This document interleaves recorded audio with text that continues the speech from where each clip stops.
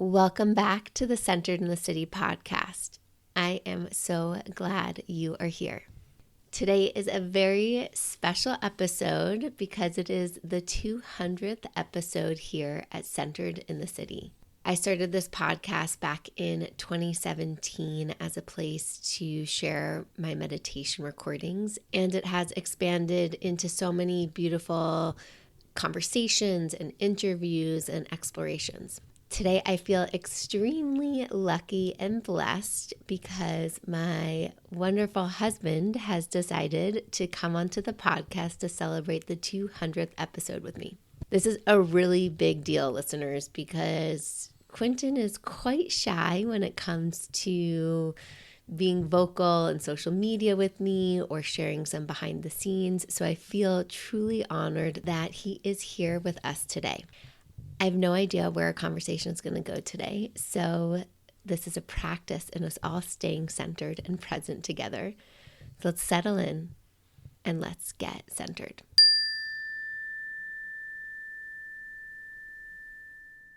Welcome to the podcast, Quintin Barnes. Thank you so much, Wade Brill. It's a pleasure to be here. Quintin, we're going to kick it off with the famous question of what does being centered mean to you? Wow, what a good question. My mind immediately goes to my philosophy teaching background, or what was taught to me of a balance between too much of something and too little of something. And so it's that state of being in your comfort zone and living in between too much and too little. There's that definition. Living in between too much and too little. So how do you discern when something is too much or something is too little? Some practical wisdom and practical experience, that Goldilocks, of course, having tried some of the porridge that's too hot in life, knowing when you try that porridge that's too cold that, you wanted it a little warmer, finding it through practical experience, and also, using reason and logic and, your nose, sniffing out what the right solution is for you. Listening to engaging conversations with people like you, so that you can better learn from other people's experience as well. So, Quintin, you work 100% remote, and most of your team is international, and you have to get up really early, sometimes 4 a.m., to be on these calls and be present and have to navigate a lot of different hours and different cultures of communication. And so I'm curious, how do you practice staying centered at work? Oh man, constant practice. A lot of it's in the preparation, I'd say, and a lot of it's also in the space I create. And so, my office is by no means clean. It's exactly the opposite, and that's kind of how I need it to be. At least my desk space, a little bit to feel like I'm in the flow and in my centered space, that I'm ready to go. And there is, in the remote world, fortunately, unfortunately, there's just that kind of that moment you hit join for an online call. There's just something different about being in that square that kind of forces it out of me, for better or for worse. What does forcing it out of you mean? Well, I guess it's go time. So It's just like perform. Yeah. There's a certain element where I'm showing centered. I'm able to, the need to perform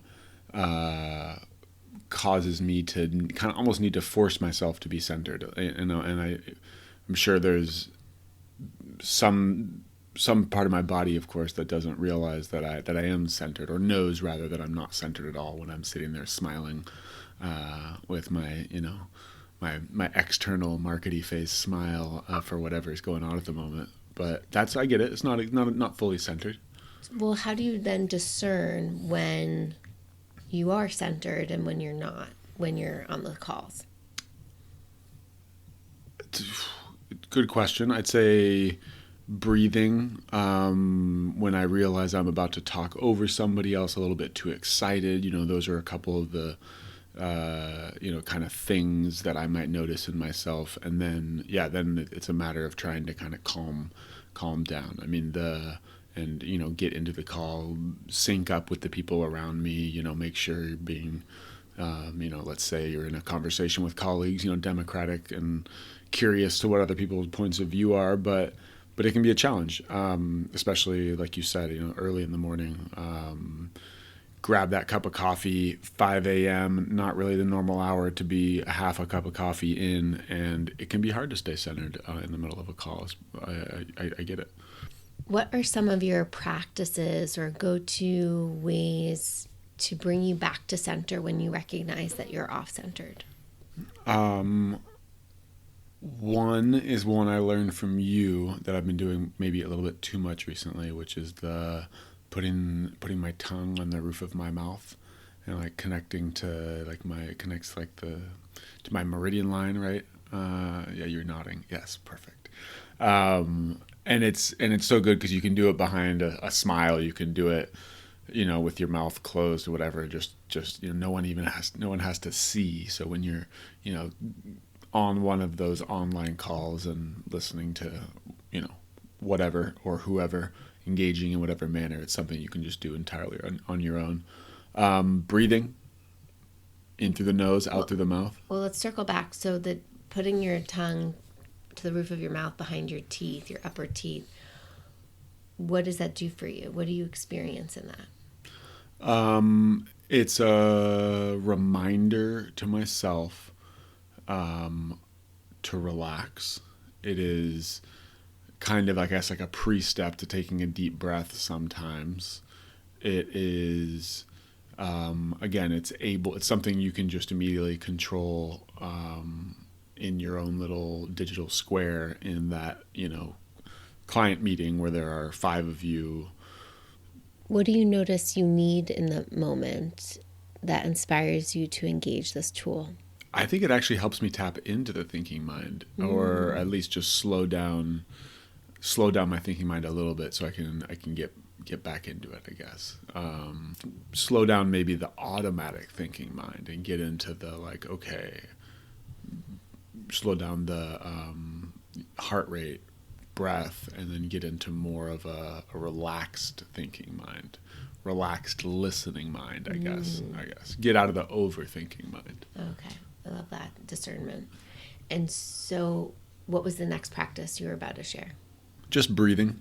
Just, again, you're a little bit different to do in person because, in a conference room, of course you can still take a deep breath, but it's a little bit more visible to take deep breaths in and out than if you're in a digital world. But yeah, just being able to take a deep breath. Any specific breath pattern? No, I don't do like the box breathing trick. Just the basic in through the nose, out through the mouth. Keep it simple. And are you slowing down the breath? Yeah. Okay. Yeah, and it's just generally conscious. It sounds like inhale and a conscious exhale. Just a conscious inhale and exhale. Back to basics. Beautiful. How do you practice staying centered within our relationship? Oh, that is, also preparation, also deep breaths and meridian lines. It's a practice, as you would say. There's not one trick. There are too many facets. That just has to be, being open and honest, trying to recognize when I boil up too high or cool down too low, that there gets to be a median in between. But I would say I don't stay centered in our relationship and in really life. It's a goal to be centered, but no, get knocked off kilter and or knock myself off kilter all the time. Mm-hmm. I as well. You are definitely not alone in that dance of not feeling centered in our relationship. How do you think we could both practice being more centered in our relationship? What are things I could do differently? What are things you could do differently? Taking a lesson from even what I just said, just slowing things down.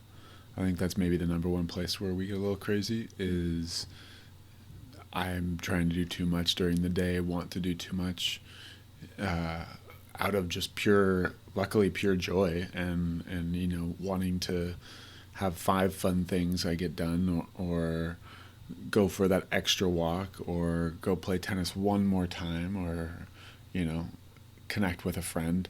And just trying to do too many things. And then want to jam all the other stuff, either of our relationship or things that we want to do externally together into that same spot. And when it just ends up not being, not doing it with the right intention, the right energy, being a little too tired, being a little too hungry, being a little too whatever, and not doing it in a centered way. I think, I definitely can relate to that observation. I also think listeners can relate to that in the sense of, this is something I hear within my coaching sessions, that, we want to do all of it. We want to do so much in life. We want to have these big careers. We want to have these really full social lives. We want to have these really well-traveled experiences. Like, we want life to be so full, and so we pack it in, and we want to pack it in, and the pressure to pack it in, and the pressure to do it all now. That sense of kind of hurry sickness that we've talked about on the podcast before, and even just that type of energy of living in a city where it's just nonstop. For me, something that I recognize within myself, within our relationship, is impatience. Like, I am extremely impatient, and that is something I'm always working on. But I notice like the impatience on that list of things to do, or the things that I want to check in with you on, or the things that I want to collaborate with you on or share with you, or whatever it is. And whether it's impatience for your attention, or impatience to hear a response, or impatience for us to figure out our next action or our next plan, like, that is something that I am continually trying to connect with viscerally from a somatic sense, to feel impatience in my body and to learn to kind of ride the impulse wave of that, because when it leads, it's not pretty. It creates a lot of agitation and irritability and disconnection within our communication. So I recognize that. Thank and you I'm sorry for that. Thank you. Yeah. Thank you. Thank you. What are some other things you think we could be working on to practice being centered? All right, so we slow down, we take a break, again, it seems so easy, right? But recognize the other person. That's something that I'm trying to do better with you all the time. I think that you see my point of view in the moving quickly, or why I'm doing something, but I either haven't fully articulated what my goal was. Hell, I don't even know myself, because I'm a little bit on autopilot, flowing from one thing to the next. But then, just seeing what the other person's doing, especially in a partnership. We, of course, can't be in the same room all the time as each other, and we're, dividing and conquering, whether it's something like yard work or, deeper thinking, or planning a trip with our family, or whatever the case may be. And that recognition, that little recognition, I think, could go a long way in our back and forth. What recognition? Like, oh, hey, thank you for making that glass of lemonade. We both wanted lemonade for the walk that we're about to go on. So taking that moment to recognize the bid of connection that or even the non requested bid for attention. Like, you and I have never made each other a glass of lemonade in our life. That sounds really nice before a walk, but I have poured you a cup of water, and you have,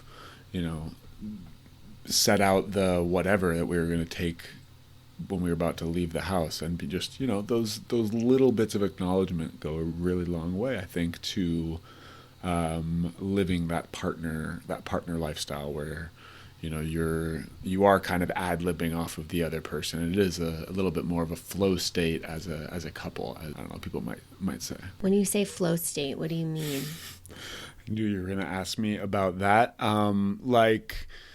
It could be on something more complicated, or it could be like, as you and your partner or anyone else are getting ready to leave the house, and you reach over to grab the keys, and your partner already has them in their hand and is handing them to you. Like that anticipating of the next person's move, the nonverbal communication and flow that things might feel in when it's just that things are clicking.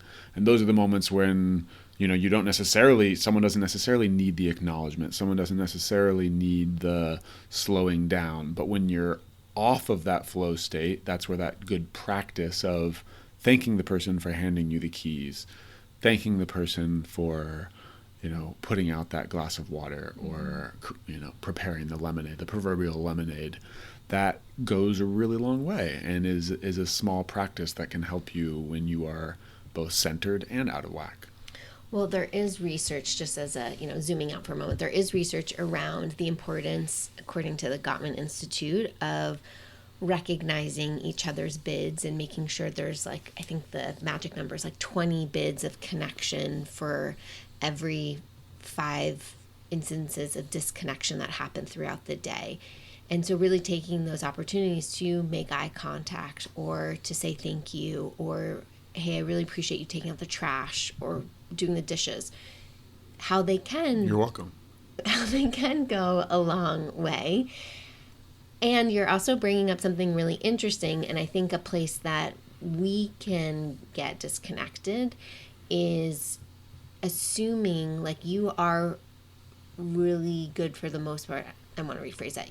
You have a strong sense of being able to anticipate my needs, and it is a beautiful thing as your partner to receive that flow state of you have my water glass filled without me even asking for it, or doing these really sweet little interactions.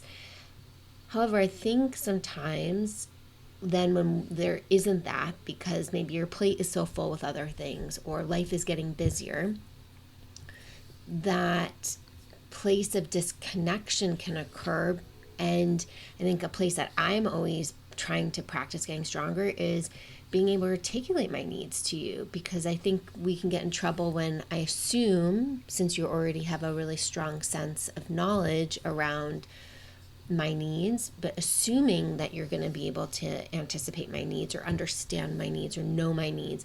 But if I'm not clearly articulating them to you, it's not really fair that you would know what they are.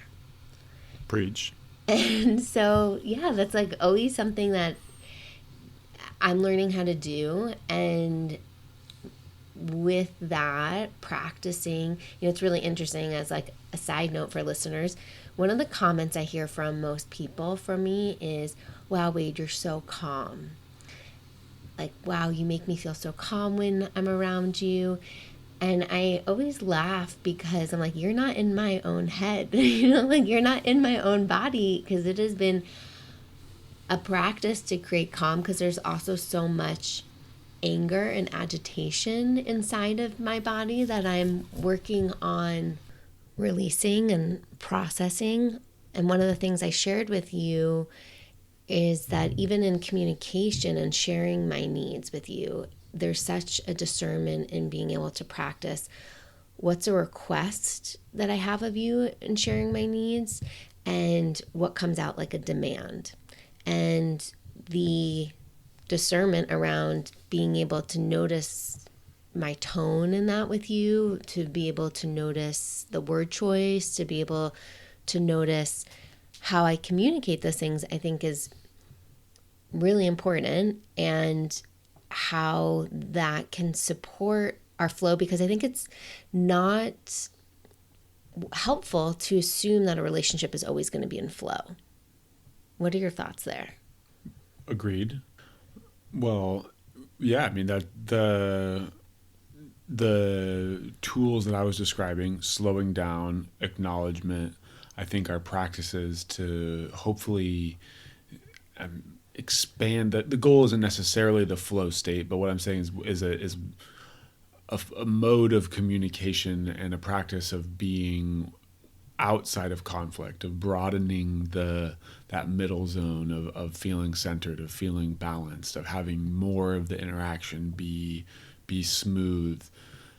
Doing those things, like being able to slow down, either proactively or as a reaction to a certain stressful moment, of acknowledgement, are two of the practices I think that would help you and I, for example, round those corners that are somewhat frizzy or might be feeling a little more sharp. And generally that happens when we're busy or hungry or in a hurry. How do you feel you express your needs? Because obviously in a culture where there's a lot of pressure for men to wear certain masculine masks all the time, or they hold their emotions in, or I can do everything myself. Like, there's a lot of connotations around being able to feel and express. So how, as a man, do you identify with being able to notice your emotions and express your needs? As a man, I probably don't express my needs enough. If I was honest, probably to our process, a lot of my needs have been articulated through conflict and through our resolution of conflict. And then I've learned to proactively try and head off said conflict in the future via proactive, cogent articulations, but that wasn't the original way, maybe, that I originally brought that up to you. That was long. It's been a practice. And yeah, I never actually told you blank, but now you have to learn it, is a hard, the trial and error is a hard way for people to learn. Other things I think I was, almost unknowingly very transparent about from the beginning, whatever the beginning is, right? You don't think so? No? I don't know what you mean by the beginning. Oh, I mean the beginning of our relationship, of all of these like false summits you get of knowing somebody, of seeing them in a new light, of again, hopefully you and your friend, your lover, your family member, whoever, like, you cross those chasms in a moment where people aren't hijacked, that they're able to hear you and you're able to talk about what you need in those moments. But yeah, no, I mean, a good bit of it came through just conflict and running into walls with you and you and I figuring it out. One of the things in relationships, and I think in culture overall, especially with this like social media snapshots of perfection life that we kind of live in, these shiny images, is that conflict is bad. And it might be unpleasant, right? It's not fun to be in a disagreement with one another, or it's not fun, it's draining. But it also, I think, is really necessary. And whether, depending on how we were raised, maybe we were raised in households that were full of conflict or not, or somewhere in between, learning to, I think, be comfortable with discomfort, which is a huge pillar of meditation. When we practice in Buddhism, one of the root causes is, suffering is inevitable. And so how do we, living this human life that is full of suffering, grow our capacity to be with suffering? And I think a lot of us don't have capacities for unpleasantness. And I totally get that. I think we all have like our limit. I mean, my limit has been really maxed out recently. And yet I think it's just really important to highlight, like, conflict in relationships is not bad. I think it's how do you repair the conflict, right? Because it's always going to happen. If we try to live a life that is conflict avoidant, we're going to live a fake life. We're not going to be available to the range that is here. But it's like, okay, what do we do when we experience conflict? How do we come back together? In emotional regulation practices, there's this whole aspect that's happening inside of our bodies and our nervous systems. When we get activated, when we go into fight, flight, freeze, we are not really able to come back to our center, so to say, until we come down from those places. And I know I can personally get really hijacked and emotionally. And so that is a constant practice of recognizing when I am in a hijacked state and how to self-soothe and reground myself so that I am actually able to be more present to hear you, hear my partner, to face the conflict with more of a open mind of possibility. Okay, this could open up a whole other can of worms that we won't get into right now. But Quintin, I'm curious to hear, what do you think we do really well in our relationship? Because it, of course, can, our negativity bias, we can want to focus on the things that we are both needing to work on, which is always great to acknowledge.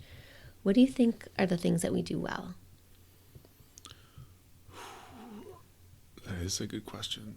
God, you're such a good interviewer, huh? Pulling it out of me. Well, I think one of the things we do well is kind of that flow state, so to say, the nonverbal communication, which I feel like is one of the reasons why it can be so jarring to you or I when we aren't, when you turn around and the partner doesn't have their keys, your keys ready for you, or, you turn around and that water cup might not be full. It's like we do such a good job of I don't want to say doing a lot, 'cause it's not about the doing, but of living life. I think quite full, and I love and appreciate that about you. About you want to smell the flowers and meet up with friends and do things in an authentic way. And so it can be again, talking about things we do well.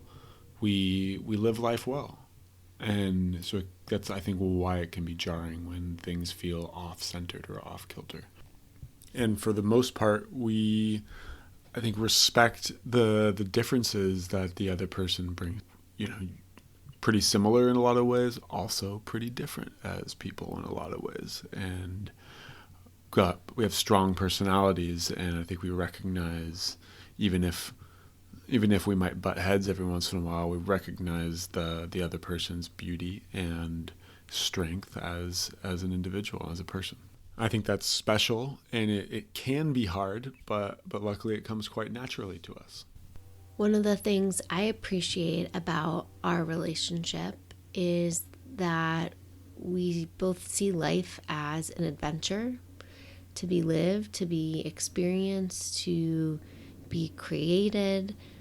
And I think that creates a lot of space for play and for experiences and even the down moments of life, and to really feel the full range of the adventure that life can be, that it's not just on a one-dimensional plane in an autopilot. Another area that I really appreciate is our ability for physical touch and connection. That being, I think, one of our shared love languages. It really feels like a way we're able to meet each other even when we don't have verbal words to express with one another. So Q, obviously communication has been a place in our relationship that we're always working on. And I'm curious how you experience our partner review process that we do every year. We typically do it at the beginning or the end of the year, kind of thinking about future planning. How does that support you as an individual as well as support our relationship as a whole in your own words and experience? Well, end of the year, or beginning of the year is a good time, generally, even though sometimes it feels a little artificial, to, do a check-in. However, it has been in a world where I know there's so much benefit to checking in. It has been not the first year, but at least the second year when we first started doing it, I was like, oh, why are we doing this again? But it was like, oh yeah, there is this place where we can take a deep breath, have some perspective on the last year or last period of time, and have a specific check-in. And whereas the first time I was like, oh, here I'm doing come on, you got to admit a little bit, right? Here I'm doing an exercise that Wade wants me to do, and it was like, oh, I'm being asked to come up with stuff and answer. It was like, oh, the second time around, like I kind of didn't realize I had more to say, so it was a check-in. And then the third time that we did it, started doing this annually, it allowed for some of that compare and contrast and getting to look at the previous years, and I found some richness in that. I have a little bit of an issue with numbering these things. I don't know how much your listeners know the system. They don't, unless they've reviewed the partner review process, okay. Which is Well, linked in the show notes. Well, check it out. But, saying in each category of life, like, oh, right, circling like a 7 or circling an 8 or circling a 5. A level of satisfaction. A level of satisfaction, yeah, is something that is a practice for me, because like it's not so much that I'm upset that I'm not circling everything a 10. It's just like putting a number to yourself and your partner can be a little bit of a kind of a hard exercise in and of itself. And so even that, it's like, what's the rub there? What to give a number to something is kind of like just to weigh it. Like, how many, chocolate covered almonds are in this bag right now that I'm going to purchase? Do I want more or less? To go back to even your analysis of what being centered means. The balance. Yeah, no, it's a great point. And that may just show that I have a problem with, or, it's harder for me to do that self-examination, or, putting us in a bucket.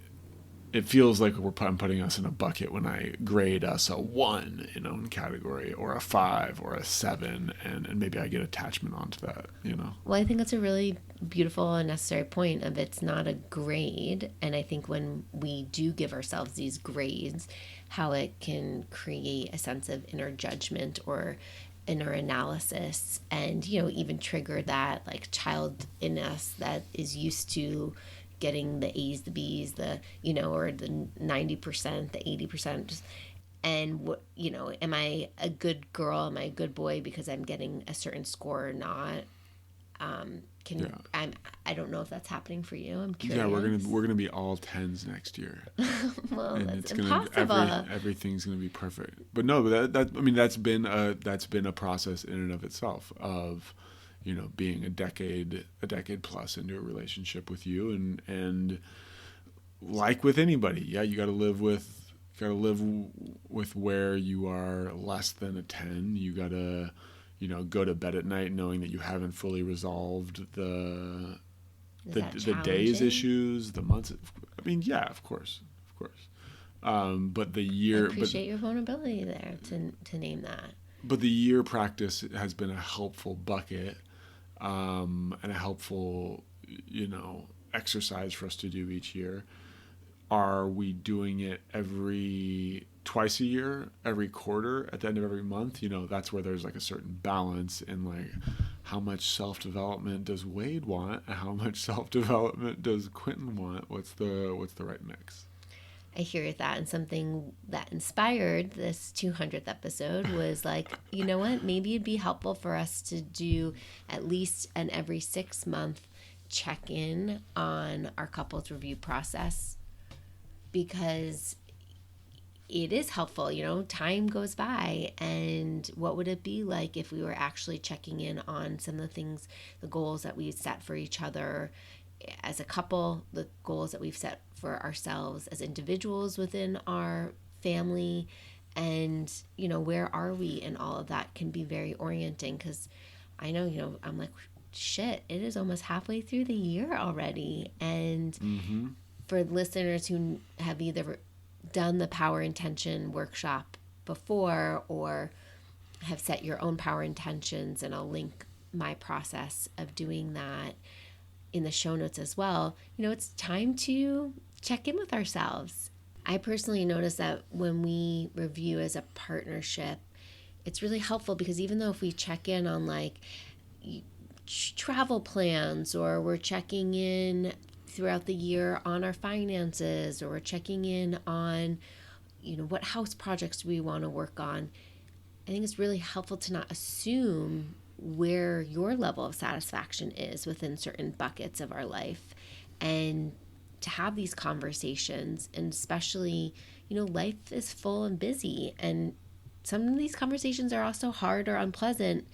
And so when we have limited time and attention, sometimes it's just like way more fun to be like, let's just talk about the fun things.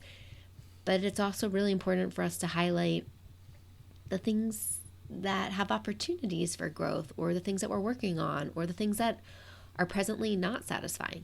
I agree. It is super important. Also, hot tip to those people who want to do it with their partners and best buds. All can be helpful to throw a time limit on that thing. You know, getting past an hour and a half, oof, take a break. That is very helpful, because it becomes a lot. It can become overwhelming. Also, I share those directions in the partner review process. Perfect. So thank you for the reminder. Got the process for everybody. So Quintin, here we are, 200th episode. What has been your favorite Centered in the City podcast episode, and why? I think unequivocally, it has been the waiting in line meditation that I downloaded it. I think I listened to it like Thanksgiving 2018 or 2019, and it's like gone from phone to phone with me. And you know, I get your voice and your calming demeanor, as well as everything else about you all the time. So I'm, you know, that one is just such a simple, helpful one for me. I've used it when I'm on an airplane, but I literally remember being at the most packed grocery store in the world during Thanksgiving in like 2018 or 19, and laughing at myself and smiling, and as I was, I don't know, getting a pie crust or something at a Gristedes in New York City, just like going, oh, this is hilarious to be listening to Wade right now. But yeah, no, I like just the contextual meditations, to be honest, as well as some of the enlightening conversations that I've snagged here or there. I appreciate you've always been a big fan of the waiting in line meditation. So thank you for sharing that. And I'll link that in the show notes if those listeners haven't heard that meditation before. Yeah, and I think it's one of those little, you know, as you say, mindful moments that I have taken to other moments where I'm waiting, and, you know, I mean, too typical of an example, right? But you feel like going for a cell phone, or even if it's not grabbing your cell phone, you know, thinking about that other thing or thinking about that problem, and just chilling while you're waiting, whatever it may be, and having a little bit of that, like, you know, 90s, you're in the 90s curiosity where you just like look at your shoes, or like, you know, look at that rock over there, or, you know, smell something in the air, or whatever the case may be. I appreciate that one. I appreciate you bringing up the 90s, and we didn't have smartphones to just automatically distract and numb ourselves. No phone. Flip phones. We had flip phones. Oh, I didn't have a flip phone I in the guess 90s. Hell no. Well, 13, 12, no. I did. I had my mom's old car phone. Yeah, well, bougie lucky you. When you grow up in New York City and are commuting by yourself at the age of 10, 11, 12, you know, you get a cell phone. Very different than Vashon commuting. However, I know times have completely changed. I'm going to have us switch gears here. What would you say, Quintin, are some of your and our favorite rituals within our relationship that help us build connection? Definitely tennis these days, which I don't know how I was so lucky to have you fall in love with that sport, which I grew up with somewhat. What about tennis that makes you feel I was connected? gonna say the sauna. Well, I mean, it does everything. It takes you. It's a short walk away from the house. It's an opportunity to get that tennis grunt. Release some tension during the day. Play. Be active, play, exactly. Yeah. It's one of my favorites Sweat too. a little bit. See the neighborhood. Get those endorphins. Yeah, see some mountains, see an eagle, I also look cute in my tennis dress. Indeed. What else comes to mind? Saunaing comes to mind. I mean, that's just, come on, kick butt with a little sauna area, and you got to use it. Cooking, very ritualistic. Each night making sure we sit down and have a purposeful dinner. Basic but key. I wouldn't say it's basic, and I was actually thinking that as well, because you and I have not only like a ritual of cooking and eating, however, eating together. However, we also start each meal with a kiss. That is something that we've established for a really long time, that we don't, say grace. We don't say like anything, but a kiss is kind of that ritual of like, we're sitting at a table, we're present with one another, no phones, and we take a moment to kiss, even if one of us is hangry. And I really love that. It is nice. What is it about, you mentioned the sauna, what is it about the sauna that you feel like is a connecting ritualistic activity for us?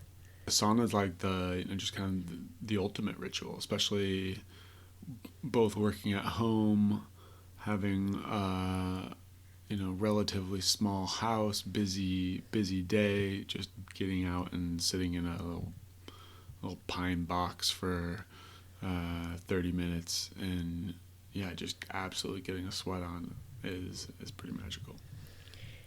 And it's not like we even really talk that much in there, but it is a time to catch up. But no, it's true. I mean, sometimes we do catch up or use it as kind of a distraction free zone to connect about whatever it is that we want to connect about. However, I also love how it's like we're both calming down. I always feel like it's such a nice transition space from the work day to just like winding into our evening, where we're both relaxing. We're kind of both down regulating our nervous systems. We do our voos, breathing exercises together, which are really special. And for those that know what I'm talking about, whether have joined me on Instagram and have seen me talk about the power of VOO breathing, VOO, or if you're a Centered in the City member or follower, you might have seen that in the mindful moment breathing technique exercise. Appreciate you nerding out, Wade. Thank you for bringing the VOO into the life. Now that you're here on the 200th episode celebrating your bicentennial, what's one piece of wisdom you have for all of us? What have you learned through this process besides how to use a mic and look cool with your Bose headphones?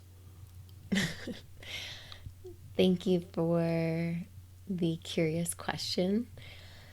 I mean, I've learned so many things, not just being inspired through conversations with the people I've interviewed, but I'd say one of the things that stands out the most is learning to trust myself in this experiment of having a podcast. Like learning that I can lean into my intuition of what I want to share and what wants to be expressed, and to just kind of get it out there and not let perfectionism be the thing that needs to win. So really, if like this podcast can just land each episode with just one person and help one person think differently or open their mind or heart to something or feel seen or know that they're not alone, like that to me is the biggest gift. I believe you. I see it. And congratulations. It's a big accomplishment, and I know how much joy it brings you just to have all these amazing convos. So congrats. Thank you, love. Appreciate that. Thank you for being here to celebrate. What an honor it is to have your voice. Nice to finally be on the podcast. Yeah. Just for your listeners, Quintin, I asked him to come on the 100th episode, and he said, nah, I'll come on your 200th. And here it is. Here we are. Time flies. So thanks, baby. Congrats. Thanks so much for listening to the Centered in the City podcast. It means the world to me that you let this podcast, and specifically this episode, into your ears, your heart, your mind. Please, please, please take a moment to rate and review this podcast. Share with me what resonates, what you'd like to hear more of. Your feedback and thoughts help this podcast grow and give me so much life and inspiration to keep showing up weekly to serve and support all of you.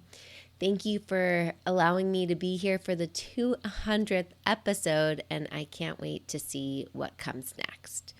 Until next time, stay centered.